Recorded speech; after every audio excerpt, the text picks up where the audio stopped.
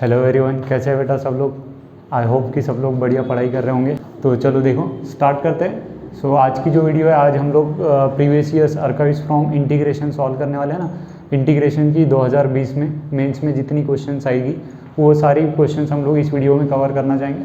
तो पहला क्वेश्चन ये है, मैंने लिखा हुआ है ना बोर्ड के ऊपर। तो पहले क्वेश्चन की अगर मैं बात करूँ तो इस क्वेश्चन के अंदर जो ऑप्शंस थी बेटा, वो चारों ऑप्शंस रॉन्ग है ना, सॉल्व करने से पहले ही बता रहा हूँ। तो ये जो क्वेश्चन था ये बोनस दिया हुआ गया था, बट उसके बावजूद इस क्वेश्चन को कैसे सॉल्व करेंगे ये देख लेते हैं, क्योंकि क्वेश्चन जो है वो इम्पोर्टेंट है। तो स्टार्टिंग विद द क्वेश्चन देखो क्या दिया हुआ है। अगर हम लोग क्वेश्चन को देखें तो ये एक लिमिट की क्वेश्चन के जैसे दिखता है। अगर मैं 1 पुट करूँ है ना क्वेश्चन के अंदर ले जाकर न्यूमरेटर में, तो 1 - 1 0 हो जाएगा, तो 0 2 0 हो जाएगा, मतलब न्यूमरेटर जो है वो 0 आएगा। और डिनोमिनेटर में अगर मैं 1 ले जाकर पुट करूँ तो वो भी 0 आएगा। तो ये 0/0 फॉर्म है। तो 0/0 फॉर्म है, तो यहाँ पे एल ऑपरेटर रूल लगेगा। तो एल ऑपरेटर रूल लगेगा तो ऊपर वाला जो पार्ट है, ऊपर वाली जो पार्ट है इसका तो डेरिवेटिव करना चाहिए। तो इसका अगर मैं डेरिवेटिव करना चाहूँगा तो ऐसे कुछ हो जाएगा। तो अगर मैं डेरिवेटिव लिखता हूँ तो तुमको समझ में आ जाना चाहिए कि डेरिवेटिव करना है, और लिमिट जो है इंटीग्रेशन की वो एक्स की फॉर्म में, और फंक्शन जो है वो टी है। तो यहाँ पे लेबनिट्ज़ रूल का यूज़ करके मैं न्यूमरेटर को बहुत इजीली सॉल्व कर सकता हूँ, मतलब सॉल्व कर सकते थे न्यूमरेटर को, और डिनोमिनेटर की डेरिवेटिव भी कर सकते हैं। बट थोड़ा सा लेंदी हो जाएगा, ये क्लिक होना चाहिए, क्योंकि नीचे जो है वो प्रोडक्ट रूल लगेगा और यहाँ पे लेबनिट्ज़ रूल अगर हम लगाते हैं तो थोड़ी सी क्वेश्चन बड़ी हो सकती है। तो मैं एक दूसरा अप्रोच यहाँ पर देखता हूँ ट्राई करके। अगर मैं न्यूमरेटर को देखूँ तो एक सिंपल सा इंटीग्रेशन दिख रहा है, डेफिनेट इंटीग्रल, तो उसको हम लोग सॉल्व करने पे ही फोकस करते हैं, क्योंकि इजीली सॉल्व हो जाएगा। अगर वो सॉल्व होता हुआ नहीं दिखता तो मैं वहाँ पे लेबनिट्ज़ रूल वगैरह यूज़ करता। तो मैं यहाँ पे न्यूमरेटर को ले लेता हूँ पहले। सो न्यूमरेटर हमारा दिया हुआ है 0 से x - 1 whole square, so t into cos of t² dt। तो यहाँ पे t² का जो है वो डेरिवेटिव सीधे सीधे प्रेजेंट है। t² को अगर मैं u मानूँ, सो dt यानी क्या हो जाएगा 2t dt यानी हो जाएगा मेरा du। सो t dt यानी हो जाएगा मेरा du/2। तो ये क्वेश्चन ऐसे चेंज हो जाएगी हमारी, जो न्यूमरेटर रहेगा ऐसे हो जाएगा। तो मैं अभी इंटीग्रेशंस की जो लिमिट है उसको चेंज नहीं करवाता हूँ, लास्ट में मैं फिर से क्वेश्चन को t में लेकर आ जाऊँगा। तो ये हो जाएगा हमारा कॉस ऑफ t², मतलब यहाँ पे u हो जाएगा, और ये हो जाएगा मेरा du/2। तो कॉस की जो इंटीग्रेशन होगी वो हो जाएगी मेरी साइन ऑफ u अपॉन 2। अब यहाँ पे अगर मैं देखूँ तो यहाँ पे तो u की लिमिट्स आनी चाहिए, बट हमने क्वेश्चन जो है वहाँ पे t की लिमिट दी हुई थी, तो मैंने t की जो लिमिट्स थी उसको चेंज नहीं करवाए। तुम भी समझ सकते हो बहुत इजीली। यहाँ पे मैं u का वैल्यू फिर से वापस ले लेता हूँ, तो u का वैल्यू था मेरा कॉस ऑफ t²/2। तो मेरे को लिमिट का चेंज करने का ज़रूरत नहीं पड़ा। अब अगर मैं देखूँ यहाँ पे तो जो ओरिजिनल t की लिमिट्स थी वही मैं दे दूँगा यहाँ पे x - 1 होल स्क्वायर। तो न्यूमरेटर जो है हमारा, न्यूमरेटर जो है उसकी जो इंटीग्रेशन, मतलब न्यूमरेटर वाला जो पार्ट है उसका मैंने इंटीग्रेशन फाइंड आउट कर लिया। और वो अगर मैं देखूँ तो क्या आएगा, कॉस ऑफ t की जगह पे पहले मैं रख दूँगा, सॉरी कॉस बोल रहा हूँ, यहाँ पे साइन आएगा, साइन ऑफ u की जगह पे फिर से t² रख दिया था, तो ये भी हो जाएगा मेरा साइन ऑफ t का जो वैल्यू है पहले x - 1 होल स्क्वायर रखेंगे, तो ये हो जाएगा x - 1 की पावर 4 अपॉन 2, x - 1 की पावर 4 अपॉन 2, और लोअर लिमिट रखूँ तो 0 ही आएगा। सो न्यूमरेटर हमारा हो गया, एक वैल्यू आ गया न्यूमरेटर का। इसी को हम लोग ले जाकर गिवन क्वेश्चन में रख देते हैं। तो L will be limit x tends to 1, numerator का वैल्यू हो जाएगा मेरा sine of x - 1 whole power 4 upon 2 into x - 1 into sine of x - 1। So अभी ये काफ़ी सिंपल क्वेश्चन बन गया हमारा लिमिट का। ऊपर वाला जो पार्ट है उसको हम लोग सॉल्व कर लिए, ठीक है। एक डेफिनाइट इंटीग्रल बना लिया उसको सिंपल सा, और उसको सॉल्व करके उसका एक वैल्यू लेकर आ गए हम लोग। अभी अगर क्वेश्चन देखें तो यहाँ पे लिमिट में x जो है वो 1 की तरफ जा रहा है, और सभी जगह x - 1 आया है, तो इसको हम लोग साइन ऑफ थीटा/थीटा की फॉर्मूला के लिए इजीली सॉल्व कर सकते हैं। तो लिमिट x टेंड्स टू 1, ये हो जाएगा मेरा साइन ऑफ x माइनस 1 की पावर 4, इसको जो लगता है पार्ट वो दे देते हैं x माइनस 1 की पावर 4 और इससे मल्टीप्लाई कर दिया x माइनस 1 की पावर 4 से। वैसे 2 इंटू एक्स माइनस 1, इस साइन थीटा को भी थीटा डिवाइड कर देते हैं तो sine of x minus 1 upon x minus 1 और यहाँ पे हमने x माइनस 1 को मल्टीप्लाई कर दिया। तो अभी क्लियरली देख सकते हो ये वाला जो पार्ट है इसको 1 बोलूँगा, वैसे ये वाला जो पार्ट है इसको भी 1 बोल देंगे। सो L हो जाएगा मेरा लिमिट x टेंड्स टू 1, यहाँ पे x माइनस 1 ये कैंसिल आउट हो जाएगा तो 2 बचेगा। सो x माइनस 1 की होल स्क्वायर अपॉन 2, अगर x का वैल्यू मैं 1 पुट कर दूँ तो ये फाइनल आंसर आ जाएगा मेरा 1 माइनस 1 होल स्क्वायर अपॉन 2। तो आंसर विल बी 0, आंसर जो है वो 0 आ रहा है। बट 0 जो है वो किसी भी ऑप्शन में हमको यहाँ पर दिया हुआ नहीं था, तो जिस बच्चे ने इसका रॉन्ग आंसर दिया रहेगा या कुछ अटेम्प्ट किया रहेगा उसको इसका बोनस मार्क मिला था उस साल में ना। तो ठीक है, इसको देख लो एक बार। इसको सॉल्व करने के लिए मैंने तुमको बोला कोई बच्चा लेबनिट्ज़ रूल भी यूज़ कर सकता था कि सर 0/0 फॉर्म आ रहा है, एल ऑपरेटर रूल लगाएंगे। ऊपर वाले का जो मतलब न्यूमरेटर जो है उसका डेरिवेटिव निकालने के लिए हम लोग लेबनिट्ज़ रूल का यूज़ कर सकते थे। डिनोमिनेटर में प्रोडक्ट रूल लग जाएगी अगर डेरिवेटिव लगाएंगे वहाँ पे, तो थोड़ा सा बड़ा होता दिखेगा। तो मैंने क्या किया, सिंपल न्यूमरेटर जो था हमारा उसको मैंने सेपरेट कर लिया और वो जो इंटीग्रल है डेफिनेट इंटीग्रल उसको मैं बहुत इजीली सॉल्व कर पा रहा हूँ क्योंकि टी स्क्वायर का जो डेरिवेटिव था वो साइड में प्रेजेंट था। मैंने लिमिट्स वगैरह वहाँ पे चेंज नहीं करवाई, वो तो तुमको समझ जाएगा लास्ट में। बट फिर u का वैल्यू आपको टी स्क्वायर देना पड़ेगा, इधर लगाते वक्त मैंने t की लिमिट लगाई है, ये आप ध्यान दोगे इस क्वेश्चन के लिए। ओके, सो आगे नेक्स्ट क्वेश्चन पे चलते हैं, सेकंड क्वेश्चन पे बढ़ते हैं। सो नेक्स्ट क्वेश्चन देखो, 2020 की one of the toughest question मैं इसको बोलूँगा, इंटीग्रेशन से आई हुई काफ़ी अच्छी क्वेश्चन थी ये। अगर तुम्हारे बेसिक्स क्लियर है तो ही तुम लोग इस क्वेश्चन को अटेम्प्ट कर पाओगे, क्योंकि इसमें जो कॉमन कन्फ्यूजन है बेटा वो क्या होता है कि जब भी ऐसी टाइप की क्वेश्चंस आती है, क्योंकि ऐसी क्वेश्चंस हमने आर्काइव्स की मतलब प्रीवियस ईयर्स में बहुत बार देखी हुई है, तो हम लोग जनरली इसी फॉर्मेट को इसमें ट्राई करते हैं कि e raise to power t into f of t plus f dash of t आ जाए कुछ तो करके, और फिर इसका इंटीग्रेशन जो है हम लोग वो ऐसे कुछ तो लिख देंगे e raise to power t into f of t plus, है ना। तो रिपीटेटिवली इस कंसेप्ट पे क्वेश्चन आई है, तो हमारा जो पहले सोचने का तरीका था वो इसी के ऊपर जाता है कि सर हम ऐसे कुछ तो एडजस्ट करवा देंगे। तो इसके लिए सबसे ज़्यादा क्लियर था कि यहाँ पे ये जो टर्म है इसको टी पुट करें। तुम लोग स्टार्ट कर सकते हो इस वे को सोचकर, बट आगे जाकर फिर ये फॉर्मेट तुमको वहाँ पे नहीं मिलेगा या दूसरे वे से सॉल्व होगा, वो तो देखता है। तो स्टार्टिंग तो ये फॉर्मेट भी तुमको करेक्ट ही देता है कि इसको हम लोग टी पुट करेंगे। उसको टी पुट करने के लिए और एक मैंने तुमको तरीका बताया हुआ है कि सर जैसे मतलब जितने भी स्टैंडर्ड फार्मूलाज हैं हमारे पास में इंटीग्रेशन की, साइन का है, कॉस का है, मतलब सारे ट्रिग्नोमेट्री का है, ई की पावर का भी होता है सर, ई की पावर में ए एक्स प्लस बी चाहिए, है ना, तो इसकी इंटीग्रेशन है हमारे पास में। अब अगर ए एक्स प्लस बी के जगह अगर कोई दूसरा टर्म लिखा हुआ रहेगा तो हमको उसको टी पुट करना पड़ेगा, वरना तो क्वेश्चन आगे बढ़ने वाली नहीं है। जैसे मैं और एक एग्जांपल लेता हूँ, रैंडमली मैंने एक एग्जांपल लिया, sine of log of x upon x, है ना, सिंपल सी एग्जांपल ले रहा हूँ ताकि जल्दी कंप्लीट हो जाए।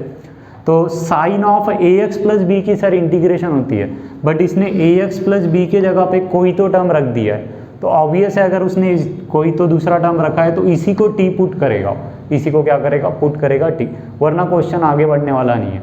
तो वही कंसेप्ट अगर मैं यहाँ पे लगाऊँ तो मेरे पास e raise to power a x plus b की इंटीग्रेशन होती है। यहाँ पे अगर मैं देखूँ तो इसने ए एक्स प्लस बी के जगह कोई दूसरा टर्म रख दिया है, मतलब लीनियर टर्म नहीं रखा हुआ है।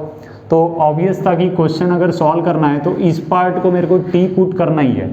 तो स्टार्ट करने का भी एक हो गया कि इसको टी पुट करेंगे, फिर आगे देखते हैं जैसे बढ़ेगा। तो स्टार्टिंग होगा कि e raise to power x plus e raise to power minus x को हम लोग टी पुट कर दें ना। सो पुट, इसकी अगर मैं डेरिवेटिव निकालूँ तो e raise to power x minus e raise to power minus of x d x यानी डी टी हो जाएगा। अब इसकी जो डेरिवेटिव है वो तो साइड में प्रेजेंट नहीं दिख रही है ना, बहुत इजीली प्रेजेंट नहीं है, मतलब इजीली प्रेजेंट नहीं करवाया है उसने, तो हमको कुछ सोचना पड़ेगा उसके डेरिवेटिव लाने के लिए। तो अगर हम लोग यहाँ पे देखें क्वेश्चन में, तो यहाँ पे बेटा 2 e raise to power x और minus e raised to power minus x है। अगर मैं क्वेश्चन को ही थोड़ा सा दूसरी वे में लिखूँ, मतलब रीडिफाइन कर दूँ, सो आई यानी हो जाएगा मेरा e raised to power 2x plus, इसको मैं स्प्लिट करके लिख रहा हूँ, e raised to power x plus e raised to power x, और ये minus e raised to power x, sorry e raised to power minus of x plus 1। Okay, आगे बढ़ते हैं। E raised to power x plus e raised to power x plus e raised to power minus of, थोड़ा सा अलग है, मतलब lengthy question है, लिखने में आगे पीछे होगा। आगे बढ़ते हैं। तो इसका जो डेरिवेटिव है सर वो तो यहाँ पे प्रेजेंट आ गया ऐसे कुछ कि e raised to power x minus e raised to power minus x, but ऐसे कुछ सेपरेट नहीं था वो कि मैं उसको डी टी ले लूँ। तो चलो ठीक है, इसको स्प्लिट करवा देता हूँ मैं। तो उसको स्प्लिट करते वक्त ध्यान देना है तुमको कि ये जो पार्ट रहेगा ये हमारा कैसे स्प्लिटिंग होगा। इसमें से बचा हुआ पार्ट है e raised to power 2x, e raised to power x plus 1, okay plus 1। इस पे ये स्प्लिटिंग हो गया हमारा, तो ये हो जाएगा मेरा e की पावर में e की पावर x प्लस e की पावर माइनस ऑफ x, और ये dx प्लस बचा हुआ रिमेनिंग पार्ट यानी e raised to power x plus, sorry e raised to power x minus e raised to power minus of x into e raised to power x plus e raised to power minus of x dx। तो जो बच्चा सोच रहा था बेटा कि e raised to power t में लाऊंगा और बाद में f of t plus f dash of t यहाँ पे अरेंज कर दूंगा, है ना, उसके लिए मैं बोल देता हूँ अगर मैं इसको t मान भी लूँ तो उसका डेरिवेटिव पहली बात तो एडजस्ट नहीं हुआ था विदाउट स्प्लिटिंग, अगर हम लोग नहीं करते तो ठीक है, ये वाला पार्ट तो हो गया। और वो सोचेगा कि चलो मैं यहाँ पे ट्राई कर लेता हूँ कुछ कि F of t plus f dash of T लेकर आओ, तो इस स्टेज में भी वो नहीं ला पाएगा, F of t plus f dash of T इस स्टेज में भी वो नहीं ला पाएगा, है ना। तो ये एक तुमको ध्यान देना था इस क्वेश्चन में। तो इसकी डेरिवेटिव जो थी वो उसको प्रोडक्ट करवा के मैंने अलग कर दिया इसको। तो यहाँ पे अगर मैं देखूँ तो ये वाला पार्ट अगर मैं टी मानूँ, ये वाला पार्ट अगर मैं टी मानूँ तो रिमेनिंग जो होगा वो dt होगा। तो इसकी इंटीग्रेशन तो मैं बहुत इजीली लिख सकता हूँ, e raised to power t dt की इंटीग्रेशन आ जाएगी e raised to power t, और t मतलब तो हमारा यही था, तो ये आ जाएगा। अब बचा ये पार्ट, इस पार्ट को सॉल्व करने के लिए हमारा जो है वो देख लेते हैं कि फिर से क्लियर है कि इसको तो t पुट करना ही पड़ेगा सर, वरना तो क्वेश्चन सॉल्व नहीं होने वाली। E raised to power x plus e raised to power minus x को अब इसको t पुट करें तो उसकी डेरिवेटिव भी तो साइड में प्रेजेंट चाहिए। इसके पहले तो हमने क्या किया था कि स्प्लिटिंग कर दिया यहाँ पे 2 e raised to power x को e raised to power x plus e raised to power x, और ऐसे फिर बाद में इसको सेपरेट आउट कर दिया कि इतने टर्म पे इसको मल्टीप्लाई किया और रिमेनिंग टर्म्स पे इसको हमने मल्टीप्लाई कर दिया ऐसे कुछ, तो उसका डेरिवेटिव साइड में प्रेजेंट आ गया था। अभी इस स्टेज में फिर से वही कंसर्न आ गया कि इसको अगर मैं t पुट करूँ भी तो इसका डेरिवेटिव कैसे लेकर आऊँ, तो वही है, डेरिवेटिव लाना तो पड़ेगा उसका अगर उसको t पुट करना है तो, और उसको t पुट करना मस्ट है।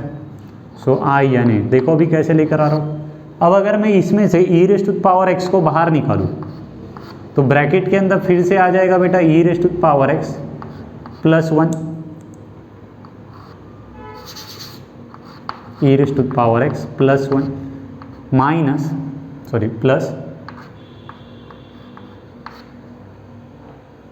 ओके क्वेश्चन में यहाँ पे -1 था, यहाँ पे क्वेश्चन में -1 था, तो ये मेरा माइनस आएगा, माइनस आना भी चाहिए, ठीक है, इनटू में e raised to power x plus e raised to power minus of x, और ये dx, और आगे वाला पार्ट तो मैंने पहले ही लिख दिया था कि उसकी इंटीग्रेशन मैंने निकाल दी थी वहाँ पे। तो यहाँ पे अगर मैं देखूँ तो इसका डेरिवेटिव फिर से आ गया। तो थोड़ा सा अगर तुम लोग यहाँ पे स्प्लिटिंग से भी जा सकते हो तुम लोग, या फिर थोड़ा सा अगर हम लोग देखें तो ये बेस से मैं पावर्स की जो होगी वो एडिशन हो जाएगी। तो उस इंटीग्रल को सॉल्व करने के लिए मैं अगर देखूँ तो e raised to power x plus e raised to power x plus e raised to power minus x हो जाएगा, और ये वाली ब्रैकेट अगर हम लोग देखें तो e raised to power x plus e raised to power plus 1 minus e raised to power minus of x dx, plus ये वाला पार्ट हमारा एज इट इज आएगा ई की पावर में ई की पावर एक्स प्लस ई की पावर माइनस ऑफ एक्स। तो ठीक है, इसको सॉल्व करने के लिए फिर से वही सब कुछ होगा। तो यहाँ पे क्लियरली दिखेगा कि अगर मैं इसको t मानूँ तो उसकी डेरिवेटिव साइड में प्रेजेंट है। तो t dt था तो e⁻t की इंटीग्रेशन तो वही होगी फिर से। देख सकते हो तुम लोग, x का डेरिवेटिव जो होगा 1 होगा, e की पावर x का e की पावर x होगा, e की पावर माइनस x का माइनस e की पावर माइनस x होगा। तो इसको t माना तो ये तो dt प्रेजेंट था सीधे सीधे। तो यहाँ तक हम लोग पहुँच जाते हैं। एक बार क्विक रिवीजन दे देता हूँ, शायद यही तक तुमको सॉल्यूशन चाहिए था, इसके आगे तो तुम लोग कर लेते। क्वेश्चन देखते थे ही समझ जाएगा कि e⁻x प्लस e⁻−x को t पुट करना है, उसकी डेरिवेटिव तुमको एडजस्ट करवाने पे यहाँ पे जो था वो सब कुछ मार्किंग था हमारा। पहली बारी क्या किया, 2e⁻x को e⁻x प्लस e⁻x लिखा, so that e⁻x minus e⁻−x आ जाए, मतलब उसकी डेरिवेटिव प्रेजेंट हो जाए। स्प्लिटिंग करेंगे तो इतने पार्ट में तो उसका डेरिवेटिव बाजू में आ गया, मतलब dt, और ये t बन गया। फिर से यहाँ पे सॉल्व करने के लिए इसको अगर मैं t मानूँ तो उसकी डेरिवेटिव एडजस्ट करवानी है, उसके लिए मैंने e⁻x को फिर से बाहर निकाला है। तो अब ये बोल रहा है, इसको मैं ऐसे लिख सकता हूँ,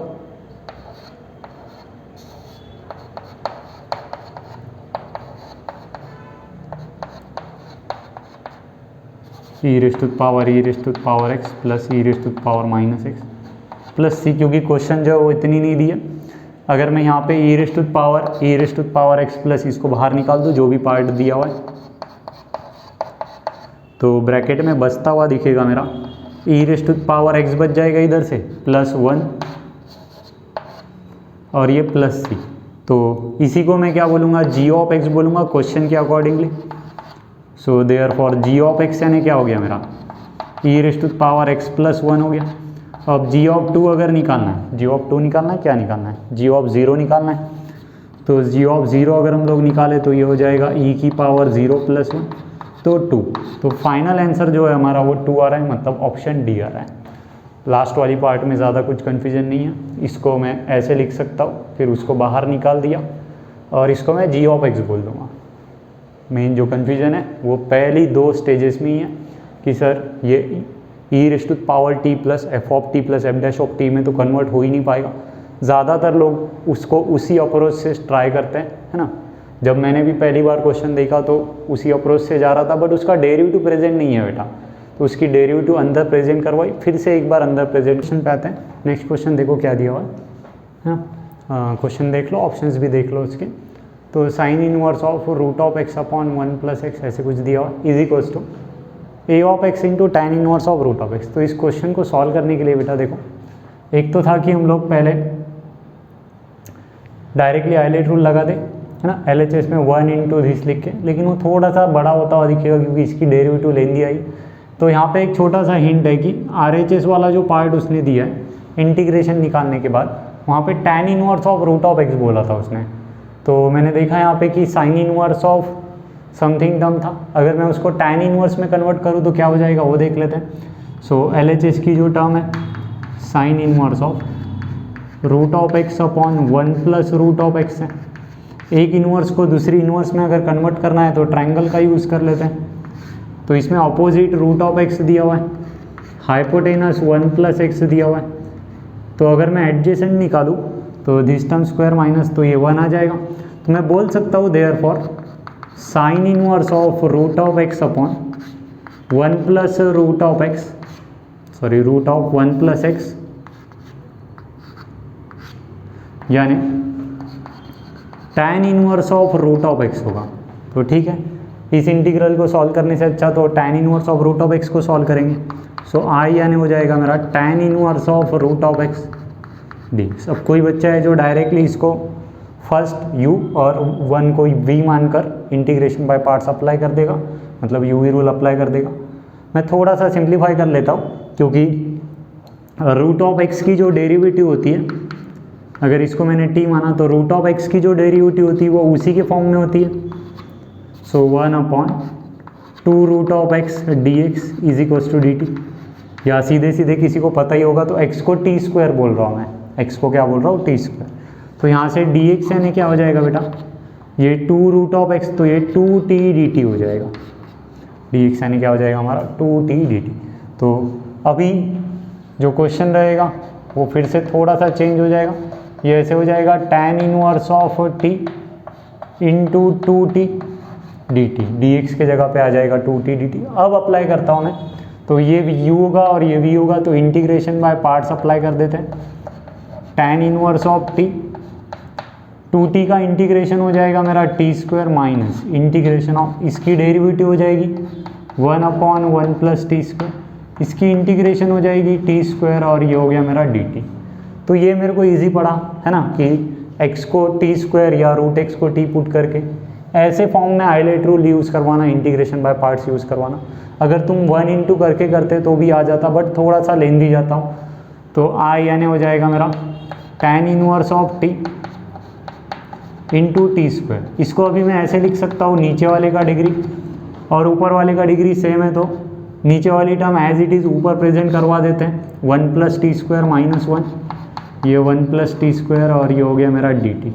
सॉल्व कर लेते हैं इसको, तो ये हो जाएगा I इंटू I यानी tan inverse of t into t² minus integration of 1 dt और minus minus plus integration of 1/1 plus t² dt।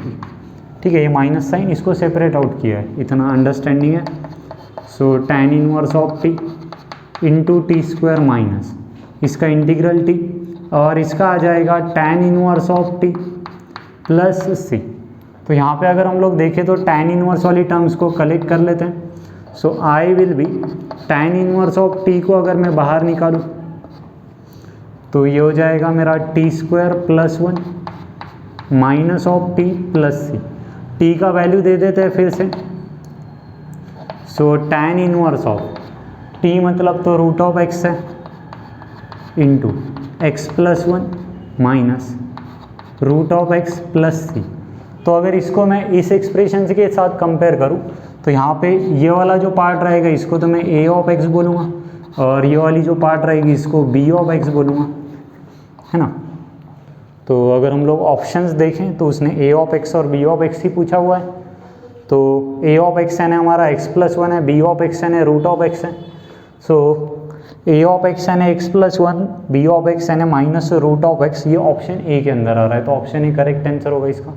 तो इस क्वेश्चन को सॉल्व करते वक्त बस ये एक सबसे इम्पॉर्टेंट स्टेज था कि साइन इनवर्स को पहले ही तुम लोग tan इनवर्स में कन्वर्ट कर लेते, उसके बाद में तो सिंपल क्वेश्चन बन गया है वो।